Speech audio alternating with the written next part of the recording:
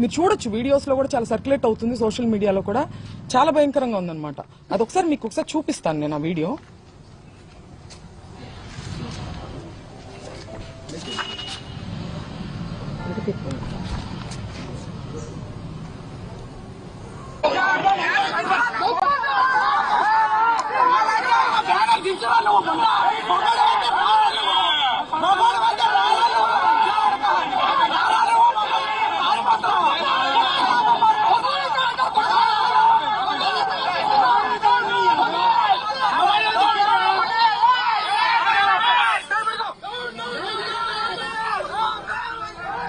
ఈవిడ ఒక మహిళ, ఆవిడ ఉపయోగించిన లాంగ్వేజ్ మీరు చూశారు. రెచ్చగొట్టి కావాలని ఎటువంటి పదజాలాన్ని ఇవాళ వాళ్ళు ఖండిస్తున్నారో అటువంటి పదజాలాన్ని ముందుగా ప్రథమంగా ఆయన మీద ప్రయోగించి ఆయన్ని రెచ్చగొట్టే ప్రయత్నం చేశారు. ఆ రెచ్చగొట్టిన ఆ హీట్ ఆఫ్ ద మూమెంట్ లో ఆయన ఒక రకంగా రియాక్ట్ అవడం జరిగింది. దాన్ని వెంటనే ప్రెస్ మీట్ పెట్టి, ఇంటికి వచ్చిన వెంటనే కూడా ఆయన ప్రెస్ మీట్ పెట్టి నేను అలా అనుండాల్సింది కాదు అని క్లియర్ గా ఆయన చెప్పారు. నేను అన్నది చంద్రబాబు గారిని కాదు, నేను నా మీద దాడికి వచ్చిన వాళ్ళని నేను అన్నాను. ఆయన ప్రజల చేత ఎన్నికవ్వబడినటువంటి సీఎం, ఆయన అనే ఉద్దేశం నాకు లేదు అని ఆయన వెంటనే చెప్పారు. ఇలా చెప్పే దమ్ము ఎవరికుందండి? ఇంతకు ముందు చంద్రబాబు నాయుడు గారు, నేను రాజకీయాలు మాట్లాడాలని కాదు, నేను ప్రత్యక్ష రాజకీయాల్లో లేను, ఈ సందర్భంలో అది ప్రస్తావించాల్సిన అవసరం ఉంది, దానికి ఒక ప్రాముఖ్యత ఉంది. చంద్రబాబు గారు ఒక పబ్లిక్ మీటింగ్ లో మాట్లాడుతూ జగన్ గారిని ఉద్దేశించి ఆయన ఒక మాట అనడం జరిగింది, నీ పుట్టుకే తప్పుడు పుట్టుక అని. ఇది హీట్ ఆఫ్ ద మూమెంట్ లో అన్న మాట కాదండి, చాలా ప్రిపేర్డ్ గా ఒక పబ్లిక్ మీటింగ్ లో ఆయన దీన్ని మాట్లాడారు. దాని గురించి ఆయన ప్రెస్ మీట్ పెట్టి నేను అలా అనుండాల్సింది కాదని ఎప్పుడైనా చెప్పారా? ఇలాంటి ఎగ్జాంపుల్స్ ఇంకా చాలా ఉన్నాయి. కానీ రాంబాబు గారు చెప్పారు, ఆయన అన్నది హీట్ ఆఫ్ ద మూమెంట్ లో, దాన్ని నేను అలా అనుండాల్సింది కాదని ఆయన చెప్పడం జరిగింది. చెప్పిన తరువాత కూడా నేను లీగల్ కాన్సిక్వెన్సెస్ ఫేస్ చేస్తాను, నేను ఎక్కడే ఉంటాను, నేను ఎక్కడికి పారిపోను అని చెప్పిన తర్వాత కూడా ఒక ప్రజాస్వామ్యంలో, ఒక గవర్నెన్స్, ఒక లా అండ్ ఆర్డర్ ఉన్న స్టేట్ లో పోలీసుని పూర్తిగా నిర్వీర్యం చేసి విపరీతమైన దాడులు చేశారు. ఆయన మీద యత్నం చేశారు. కత్తులు, కర్రలు. మా నాన్నగారు ప్రెస్ మీట్ ముగించుకుని ఆఫీస్లోకి వెళ్లారు. ఇది అందరూ చూశారు. అక్కడ పోలీసులు, ప్రెస్ అందరికీ తెలుసు. ఇంట్లో లేడీస్ మాత్రమే ఉన్నామని కూడా తెలుసు.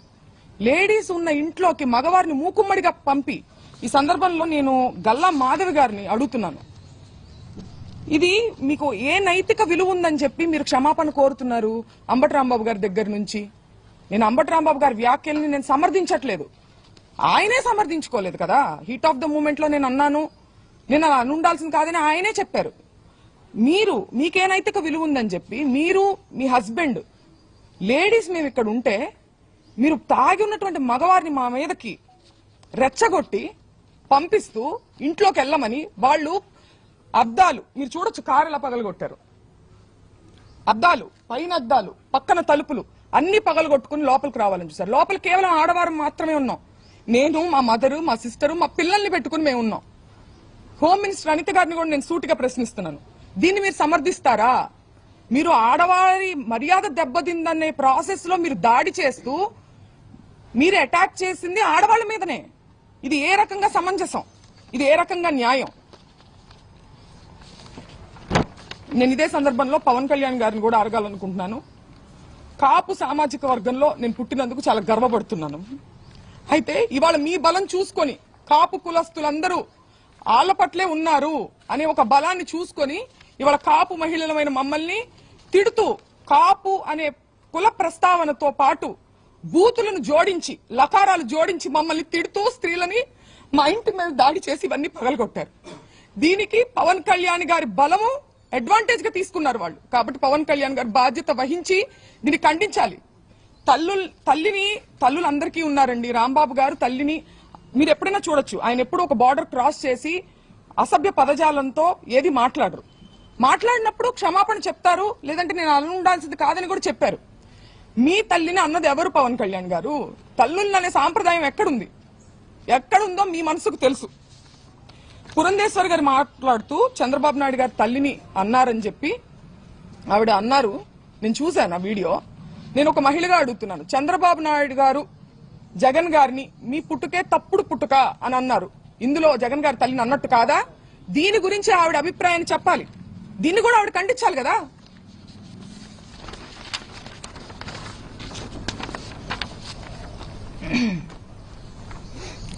ఒక్కటే చెప్పదలుచుకున్నానండి, మేము వైసీపీ పార్టీ అని చెప్పి ముద్రేసి ఇవాళ పార్టీ అధికారంలో లేదని చెప్పి మేము బలహీనులం అని చెప్పి మా మీద అటాక్ చేస్తూ ఇవన్నీ చేస్తున్నారు. కానీ మీరందరూ గుర్తుపెట్టుకోవాల్సింది ఒకటి ఉంది, అన్నిటికీ మించి ఇది తిరుపతి లడ్డు విషయం దగ్గర మొదలైంది. మేము అన్నిటికీ మించి మా నాన్నగారు దేవుడు పార్టీ నిజాన్ని మాట్లాడారు. దాన్ని డైవర్ట్ చేసేదానికి ఆయన క్షమాపణ చెప్పినప్పటికీ కూడా ఇటువంటి దాడులు చేసి భయపెట్టి ఆయన దేనికి భయపడరు కాబట్టి ఇంట్లో స్త్రీల మీదకి వెళ్తే ఆయన భయపడతారనే ఒక చీప్ టాక్టిక్ ని ప్రదర్శించి ఇవాళ మా ఇంటి మీదకి వచ్చారు.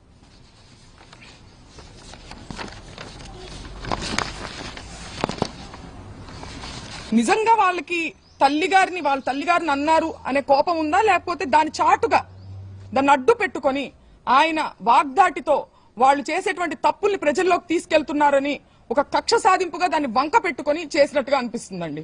ఎందుకంటే లీగల్ కాన్సిక్వెన్సెస్ ఉంటాయి అంటే నేను ఫేస్ చేయడానికి రెడీగానే ఉన్నారని ఆయన అంటున్నారు. అయినా కానీ 8 గంటల పాటు అండి పోలీస్ బెటాలియన్ ఎంత దూరంలో ఉందని నేను ప్రశ్నిస్తున్నా. చంద్రబాబు నాయుడు గారి గృహం ఎంత దూరంలో ఉంది? 8 గంటల పాటు గ్యాపులుగా తాగి వచ్చి ఒక మహిళ అరుణైనా ఆవిడ పేరు గల్లా మాధవి వీడియో ఇవ్వండి ఒకసారి.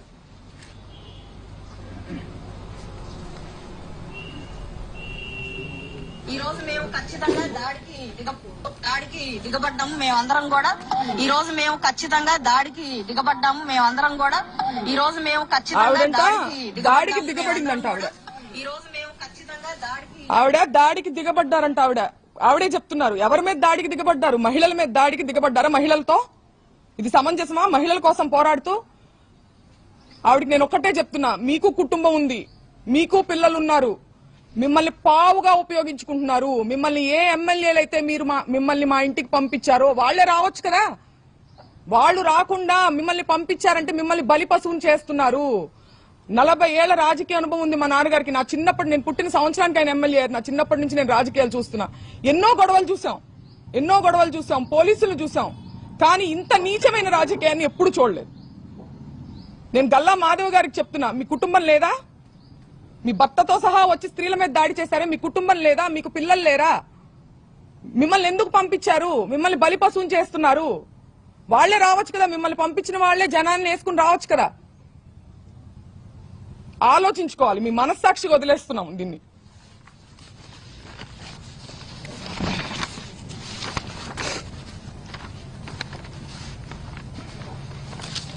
పీకే గారు, పవన్ కళ్యాణ్ గారు చాలా సందర్భాల్లో మహిళల సేఫ్టీ గురించి మాట్లాడడం జరిగింది.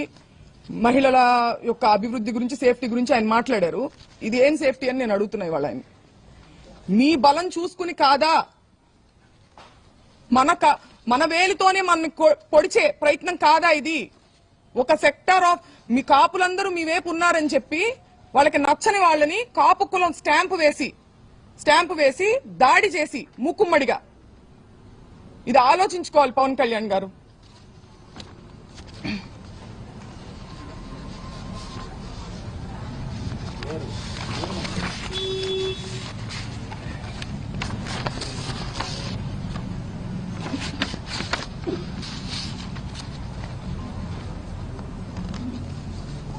కుటుంబాన్ని టార్గెట్ చేయడం, కుటుంబంలో మహిళల్ని టార్గెట్ చేస్తే అంబటి రాంబాబు గారు భయపడతారు అనుకోవడం.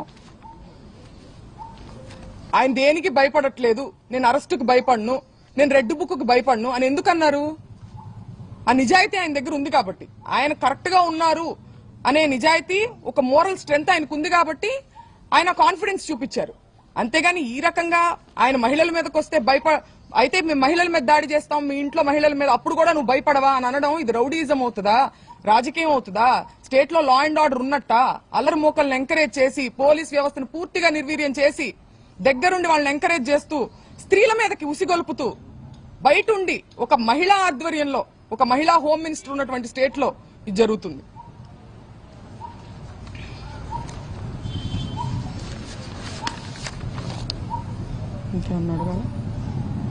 రాంబాబు గారు రాత్రి కోర్టులో చెప్పి నన్ను ఫిజికల్గా ఇబ్బంది పెట్టారు, నన్ను కూర్చోబెట్టి నన్ను బాగా చేశారు.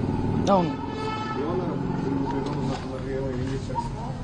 మేము కూడా ఉన్న మాట నిజం. కాకపోతే ముందుగా ఉండి మాట్లాడుతున్నారు, మాకు సరిగ్గా వినిపించలేదు. బట్ మాకు ఎమోషన్ అయితే అర్థమైంది. ఆయన చాలా ఇబ్బంది పడ్డారని, వారిని ఇబ్బంది పెట్టారని చెప్పి అర్థమవుతుంది. అంటే ఏంటంటే ఇప్పుడు మనం ఎంత మేధస్సు, ఎంత చదువు, ఎంత డబ్బు, ఎంత పలుకుబడి సంపాదించినా సరే ఇంకా మేము బీభత్సం జరిగింది కదా, మరి మీ తరఫున ఒక కేసు కూడా మీరు ఇవ్వలేదు? తీసుకోలేదు. మేము పెట్టడానికి ప్రయత్నిస్తున్నాం, పెట్టారు ఆల్రెడీ. ఇప్పుడు కూడా మేము పెడతాము. మా మదర్ కూడా సెక్యూరిటీకి ఇమీడియట్ గా 8 గంటల పాటు జరిగిందండి ఇది దాడి. అంటే ఏదో ఒక క్షణంలో వచ్చేసేసి దాడి చేస్తే వెంటనే పోలీసు వచ్చి కంట్రోల్లో తీసుకోలేకపోయారంటున్నా. తీసుకోలేదు. ఎందుకంటే 8 గంటల పాటు జరగదు కదండి. ఒక లా అండ్ ఆర్డర్ ఉన్న స్టేట్ లో ఎంత దూరం ఉంది ఇక్కడ నుంచి? డీజీపీ ఆఫీస్ కావచ్చు, లేకపోతే పోలీస్ బెటాలియన్ కావచ్చు, ఎంత దూరంలో ఉంది? వాళ్ళు కంట్రోల్ చేసుకోవాలంటే కంట్రోల్ చేయొచ్చు కదా. ఆ రోజు దాదాపు పోలీసులు కూడా ఇక్కడే ఉన్నారు. వాళ్ళు ఎంతమంది ఉన్నారో రౌడీలు, పోలీసులు కూడా అంతే మంది ఉన్నారు. ఎందుకంటే కనీసం లాఠీ చార్జ్ చేయడం కానీ ఏమీ చేయలేదు. మేము వింటూనే ఉన్నాము. వాళ్ళ వెనకాలే ఫాలో అవుతా వస్తున్నారు. ఊరికే కంట్రోల్ చేస్తున్నట్టుగా యాక్షన్ చేస్తున్నారు. మేము పైన బెడ్రూమ్ లో ఉండడం జరిగింది. చుట్టూ పగల కొట్టుకుంటూ వాళ్ళు ఒక్కసారి కూడా కంట్రోల్ చేసినట్టు నాకు మాట కూడా వినిపించలే. కనీసం మాకు అన్ని వినిపిస్తున్నాయి. వాళ్ళ అరుపులు, వాళ్ళు తిట్టే బూతులన్నీ కూడా మాకు వినిపిస్తున్నాయి. టోటల్ గా అసలు ఆ రోజు ఎపిసోడ్ చూస్తుంటే మీకు ఏమనిపించింది? ఉదయం దాడి కానీ లేకపోతే ఇక్కడ రావడం మొత్తం అంటే మేము నిజంగా ఎక్స్పెక్ట్ చేయలేదండి. అంటే ఉద్రిక్త వాతావరణం మధ్యాహ్నం 3-4 అప్పటి నుంచి ఉన్నప్పటికీ మేము వెళ్ళిపోయి ఉండొచ్చు. ఇంట్లో ఉన్న మహిళలు మేము వెళ్ళిపోయి ఉండొచ్చు. కానీ మేము ఇంత నీచమైనటువంటి జరుగుతుంది, ఒక గవర్నమెంట్ ఉన్న, ఒక ప్రాపర్ గవర్నెన్స్ ఉన్న స్టేట్ లో ఇలా జరుగుతుందని ఎక్స్పెక్ట్ చేయాలి. ఆఫీస్ మీద అంటే తగాదా జరగచ్చు అని అనుకున్నాం, కానీ ఇంట్లోనే ఉన్నాం స్త్రీలందరం. అసలు ఎక్స్పెక్ట్ చేయలేదు కాబట్టి మేము అక్కడే ఉన్నాం, ఖాళీ చేయకుండా మహిళలను లోపలే ఉన్నాం. లేకపోతే ముందుగానే వెళ్ళిపోయేవాళ్ళం. రాంబాబు గారు కొన్ని దశాబ్దాల నుంచి ఉన్నారు. ఇలాంటి పరిస్థితి ఎప్పుడన్నా స్టేట్ లో ఎక్కడ చూసారా?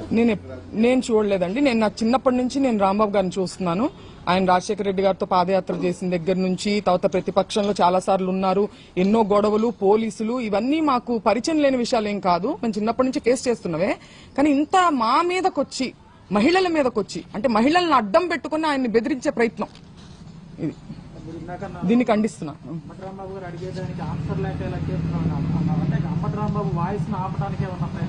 ఖచ్చితంగా అదే కదండి. అంబటి రాంబాబు గారు ఎక్కడా దొరకట్లేదు. ముందుగాని ఇప్పుడు దొరికింటే ఎప్పుడో ఆయన ఇబ్బంది పెట్టేవాళ్ళు. ఎక్కడా దొరకట్లేదు. పైగా నన్ను అరెస్ట్ చేయండి అనే ఒక కాన్ఫిడెన్స్ ని ప్రదర్శిస్తున్నారు. అరెస్ట్ చేయండి అనే కాన్ఫిడెన్స్ ఎక్కడి నుంచి వస్తుందండి? మనం ఏం తప్పు చేయలేదన్నప్పుడే కదా అంత కాన్ఫిడెంట్ గా ఉంటాం. అది ఇప్పుడు ఏంటంటే ఆయన, నేను అలా ఉండాల్సింది కాదని చెప్పినప్పటికీ ఇంతకు మించి ఆయన ఎక్కడా పట్టుకోలేము. దీన్ని పట్టుకొని మనం అడ్వాంటేజ్ తీసుకొని మనం కక్ష సాధింపు చేయాలి. తల్లిగారిని అన్నారనే బాధ ఉన్నవాళ్ళు, వాళ్ళ పార్టీలో ఉన్న వాళ్ళు కూడా అలాంటి బూతులు తిట్టకూడదు కదా వేరే పార్టీ వాళ్ళని. సో అదేంటంటే అది ఒక సాకుగా ఉపయోగించుకుంటున్నారు వాళ్ళు, అంతే. రాంబాబు గారు అనలేదు, క్లియర్ గా అనలేదని ఆయనే చెప్తున్నారు. నేను చంద్రబాబు గారిని అనలేదు, నేను నా మీదకి దాడికి వచ్చిన వాళ్ళని అన్నాను. ఆవిడ ఎలా మాట్లాడుతున్నారో మీరు అందరూ చూస్తున్నారు. ఆ మహిళ గతంలో కూడా నాన్నగారు ఇలానే కేసులు కట్టిన టైంలో కూడా ఎస్పీ కార్యాలయం ముందు నిరసన దీక్ష చేపట్టారు, రికార్డులు పెట్టుకున్నారు న్యాయం కోసం. సేమ్ అదేవిధంగా మీరు కూడా తిరిగి మరలా డీజీపీ ఆఫీస్ దగ్గరికి వెళ్తారా? మేము ఒక వ్యవస్థ ఉందండి, ఆ వ్యవస్థ మీద నమ్మకం పోయే పని ఇవాళ జరిగింది. బట్ స్టిల్ మేము ఏం చేయాలో చేస్తాం. ఒక లా అండ్ ఆర్డర్, ఒక గవర్నెన్స్ ఉన్నప్పుడు యాజ్ పర్ ద కాన్స్టిట్యూషన్ మేము ఏం చేయగలమో మేము వచ్చేస్తాం. కేంద్ర మంత్రి అంబటి రాంబాబు సినిమా చూపిస్తాము అని చెప్పడం చాలా ఘోరం అండి. I'm a doctor to, I respect him as a doctor.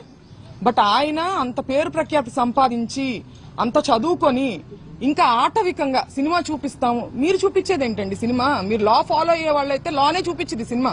మీరు ప్రత్యేకించి మీరు చూపించాల్సిన అవసరం లేదంటే మీరు వార్నింగ్ చేస్తున్నారు. ఎవరిని వార్నింగ్ చేస్తున్నారు? అంబటి రాంబాబు గారిని వార్నింగ్. సినిమా చూపించడం అంటే వాళ్ళ ఇంట్లో ఆడవాళ్ళని అటాక్ చేయడమా? డాక్టర్ అను గారు దీనికి సమాధానం చెప్పాలి.